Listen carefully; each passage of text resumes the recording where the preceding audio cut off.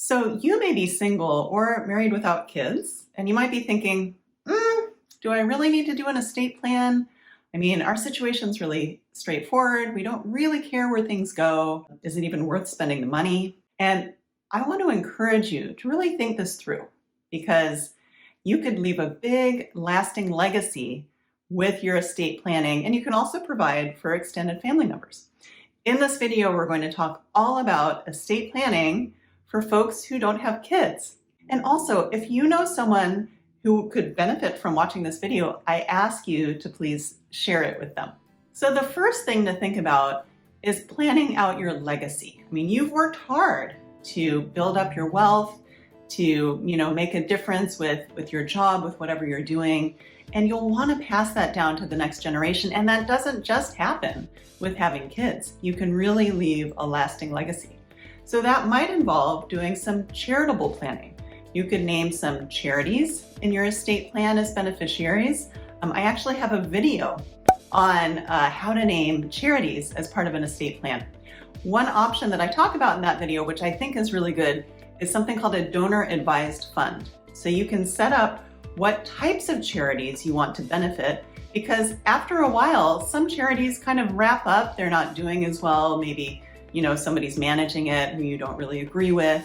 And so this could be run at Schwab, at some different entity, and you name a family member or friend to really carry out this legacy. Sometimes people will set up a scholarship fund at their favorite college or university. Maybe it's one that you went to before and you really want to give back.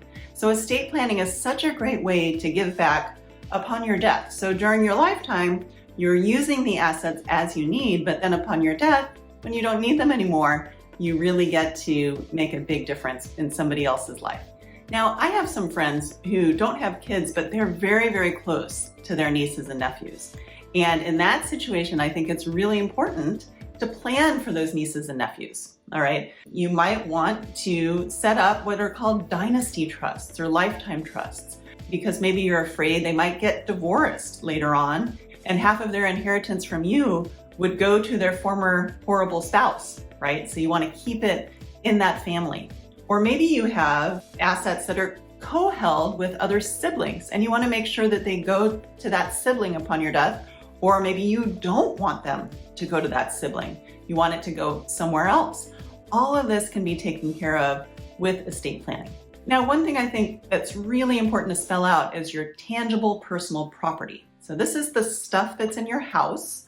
And a lot of times it has sentimental value with your extended family members or other friends. And so you can write out a list. I want this to go to this person and this to go to this person. And then you sign and date it. I want my car to go to so-and-so cousin. And then the trustee will carry out your wishes in that memo. All right. That memo doesn't have to be part of the trust. So you can always update it at any time.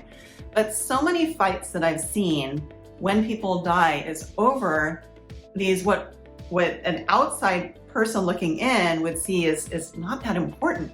Somebody's grandma's china set, or something else that doesn't sell for very much, but it has tremendous significant importance to that family member.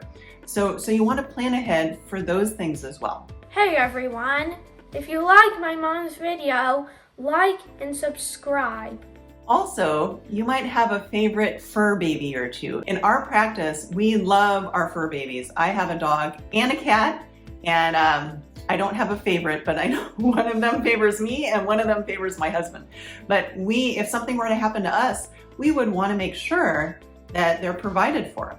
We actually have a video on estate planning for pets. So I encourage you to watch that. And so make sure that any dependents that you have, whether they're pets or whether they're godchildren or anyone else who relies on you, that those are provided for as well. Okay, now I think one of the hardest choices in all of this planning is deciding who's going to be successor trustee. All right, this is who's going to take over management of your assets when you're gone. That doesn't mean that they're inheriting it. It just means that they're managing it and they're making sure that it goes to the right person. So we call this a trustee because this is somebody that you trust.